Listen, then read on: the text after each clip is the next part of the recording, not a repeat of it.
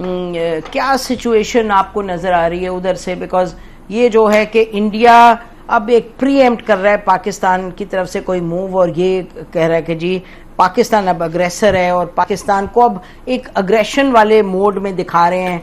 हालांकि इस वक्त पाकिस्तान ने तो कुछ ऐसा नहीं किया एक्सेप्ट डिफेंडिंग इटसेल्फ। बिल्कुल नसीम, जैसे आपने कहा कि मैं फॉलो करता रहा हूँ इंडियन मीडिया एक्चुअली पूरा दिन, और उन्होंने बहुत सारी फेक न्यूज़, मतलब आई थिंक मेरे ख्याल है रीसेंट हिस्ट्री में मेन टेलीविजन और मेन स्ट्रीम एंकर्स इतनी डिसइंफॉर्मेशन और इतनी फेक न्यूज़ फैलाए मैंने तो पहले कहीं किसी कॉन्फ्लिक्ट में नहीं देखा। यहाँ तक कि they have used footages of iron dome interceptions, Israel की आयरन डोम की इंटरसेप्शंस को उन्होंने दिखाया कि जी जैसलमेर के ऊपर इंटरसेप्शन हो रही है। वो 3-3 घंटे 4-4 घंटे वो फुटेज चलाते रहे, और मैंने खुद पर्सनली उस फुटेज को इमेज रिवर्स सर्च किया है, तो पता चला कि ये इजरायली फुटेज है, बिकॉज वो नजर आ रहा था कि वो आयरन डोम इंटरसेप्शंस है। Iron dome is a particular kind of interceptor, उसकी एक स्पेशल किस्म की इंटरसेप्शंस होती है, उसकी मिसाइल कैपेबिलिटी भी ज्यादा है।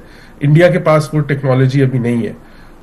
तो उसके अलावा कि जी हमने कराची पे हमला कर दिया, पायलट हमने पकड़ लिया, बिल्कुल, तो it is unprecedented the level of disinformation. और ये एक सोची समझी प्लानिंग के तहत उन्होंने पहले दिन से, पहलगाम हमले के पहले दिन के बाद से उन्होंने सोची समझी प्लानिंग के तहत डिसइंफॉर्मेशन फैलाना शुरू की थी, जिसमें कि फेक लेटर्स थे, फेक इंफॉर्मेशन थी, and the idea was to create so much obfuscation, इतना ज्यादा कंफ्यूजन क्रिएट कर दी जाए कि सच को झूठ और झूठ को सच के तौर पे बना। हसन, इसी पे मैं एक just one liner if you allow me, कि वो तो इस हद तक चले गए कि उन्होंने कहा जी आर्मी चीफ को हटा के तो जो चेयरमैन जॉइंट चीफ है is taken over. I mean they have really lost their minds. मतलब के इंतहा हो गई है, उनकी डेस्परेशन है। अच्छा आगे बोलिएगा जी, sorry.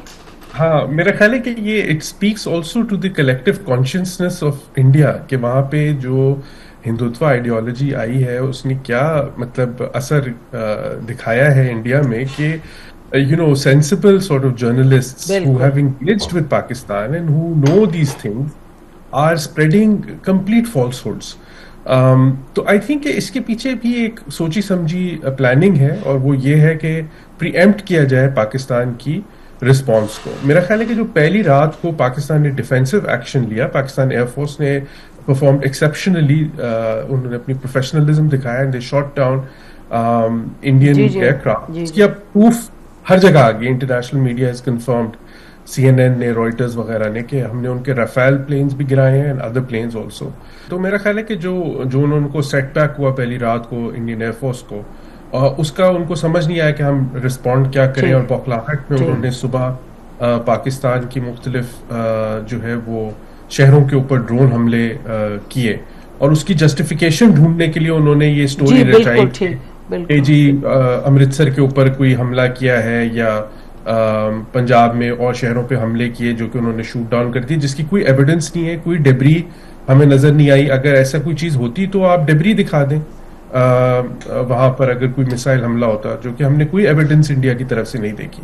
So I think they trying to create an environment जिसमें कि वो एक तो हमें प्रीएम्प्ट करने की कोशिश कर रहे हैं, और अपने नैरेटिव को बढ़ाने के लिए। आप देखिए उन्होंने 8,000 तकरीबन 10,000 ट्विटर अकाउंट्स भी पाकिस्तानियों के, including my self and others, उनको विदहोल्ड कर दिया है इंडिया में।